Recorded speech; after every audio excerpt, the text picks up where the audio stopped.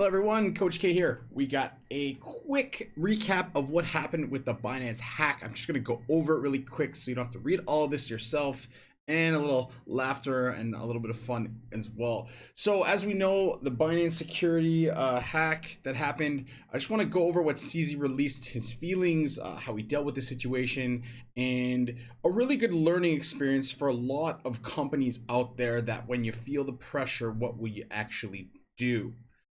So without further ado, let's get to it. So what happened basically is a group of hackers were able to control a number of users' accounts and made a large withdrawal request in which bypassed their pre-withdrawal risk management checks. Their post-withdrawal system actually picked this up and caught it immediately and suspended all the other transactions. They weren't sure 100% what happened. They didn't know if it was a glitch, hack, insider person like causing this. They were just trying to figure it out. So they did this unscheduled maintenance, which is what he said, to investigate what happened, in which they found out it was a hack. And it's gone. So they had questions like, how much did they take? And, what were the previous withdrawals they didn't notice? Accounts that were affected, risks that were involved. There was a mole in the company, etc. How the company reaction would be, community reaction would be, reputational damage, etc.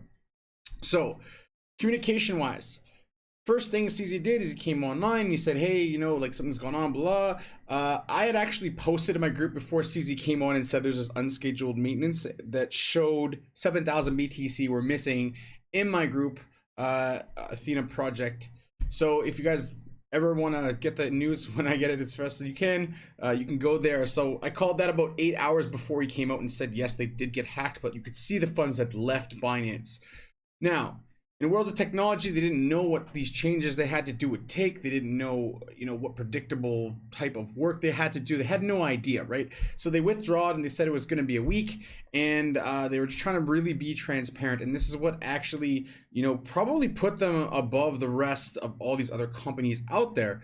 Now they had distractions like before the AMA, obviously you could see when CZ was in the AMA, he was super stressed out. He took a 15-minute nap.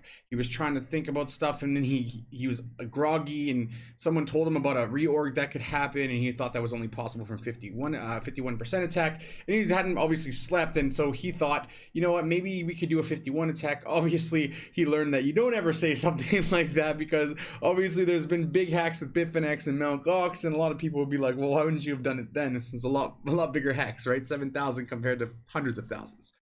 So he did the AMA on a couple hours later after reading this report. Obviously, people were analyzing him deeply, and he actually thought that was a good thing, that people wanted to see who he was, and there was a lot of ums and ahs and because he was obviously clearly didn't really know what happened, and he's trying to figure it out, right?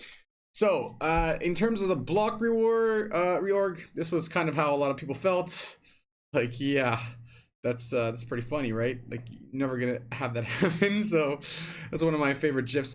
Now his mental state, obviously, like anyone would have been, is like, oh, like, what am I supposed to do? This is horrible. And then he had to come to grips and say, okay, what can I actually do now, because there's nothing else I can do.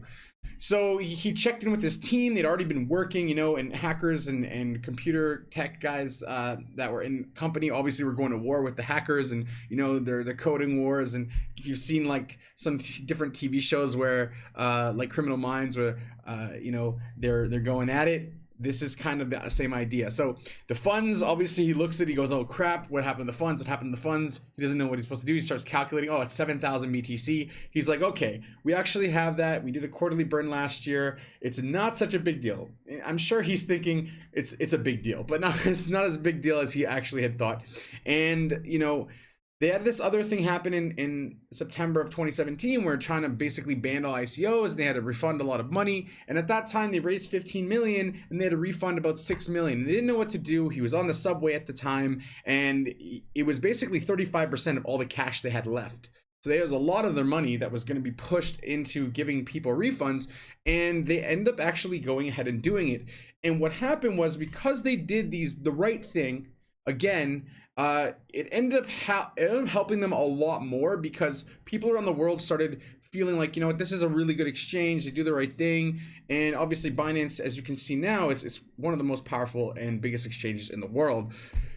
So, you know, they'd had this problem before, and he also realized as well that they have more than $40 million in the SAFU fund, so they could actually cover it. So they announced that, yes, they'll cover the whole entire loss in full. And the lesson was that you can always make more money later. If you lose money, you can always make more money. If you do the right thing, it generally will help you.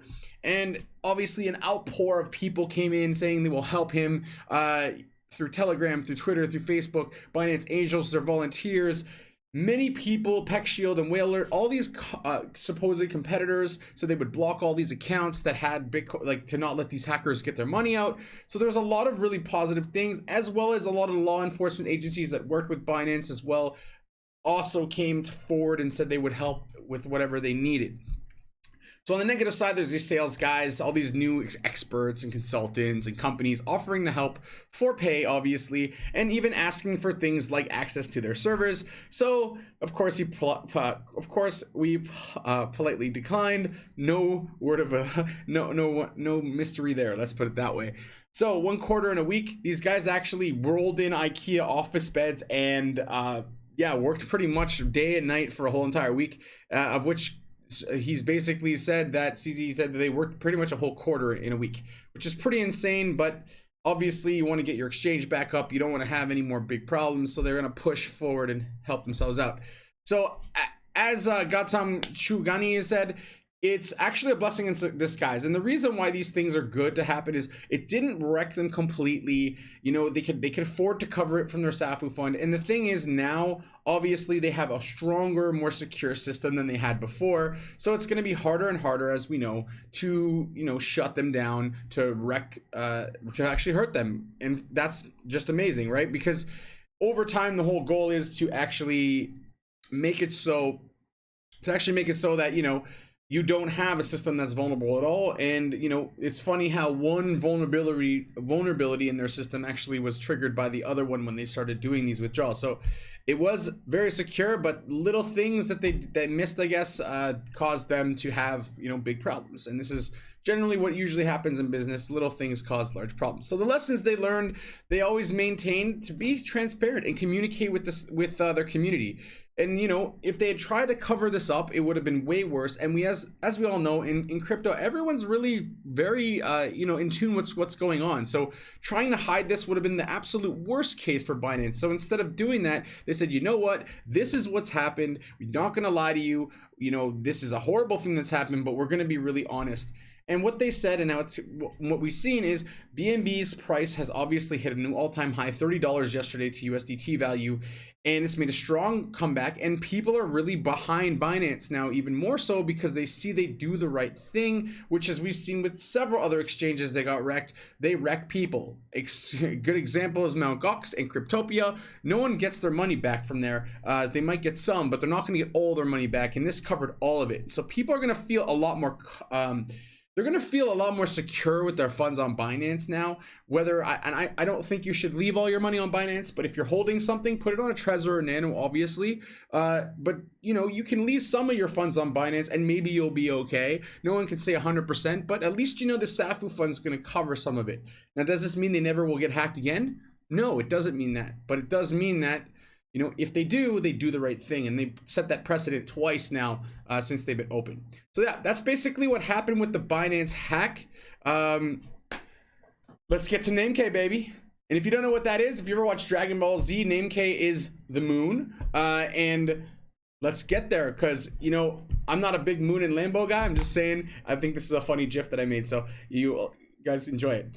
Have a great day, everyone. Coach K signing out, and that is what